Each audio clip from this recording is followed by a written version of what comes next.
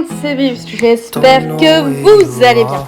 Alors aujourd'hui on se retrouve pour le vlog numéro 5. Si tu n'es pas abonné à la chaîne, abonne-toi juste ici, mets un gros like sous la vidéo, commente-la et partage-la. Suis-moi sur mes réseaux sociaux qui s'afficheront sur l'écran.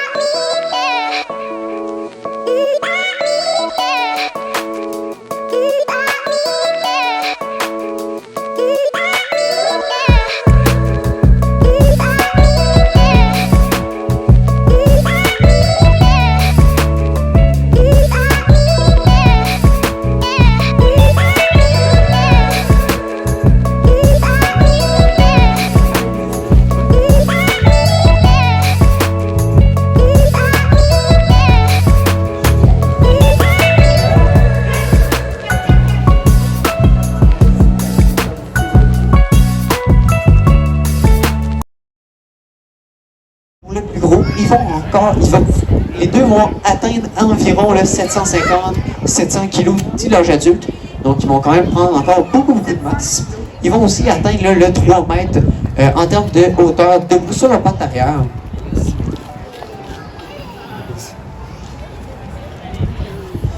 Donc évidemment, puisque c'est un très gros prédateur, ben il faut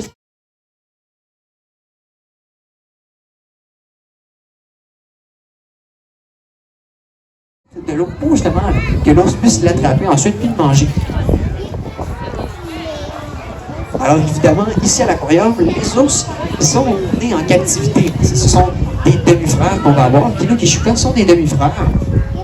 Donc ils sont très joueurs ensemble. Ça va arriver très souvent qu'ils vont jouer ensemble. Ils vont se chamailler et tout ça. C'est sûr qu'en nature, ça ne sera pas la même relation, je vous dirais.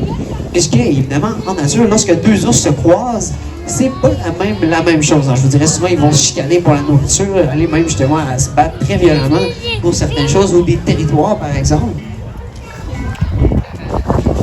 Alors, évidemment, une journée, aussi, on va leur donner de la viande chevaline, puisque ça va être une viande qui va être relativement maigre. Donc, ça va faire en sorte qu'ils ne vont pas grossir de la mauvaise manière, c'est-à-dire en gras. Parce qu'évidemment, ça amènerait pas une très bonne santé chez nos ours. Donc, on va vraiment leur donner une alimentation saine. Donc, on va aussi pouvoir, par exemple, leur donner des fruits, des légumes, parfois, mais plus souvent des fruits.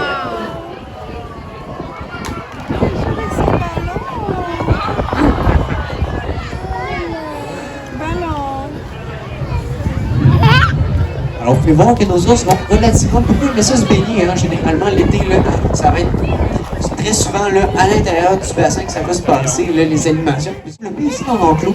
Donc, ça va être vraiment comme un jeu de chasser justement ces jouets-là.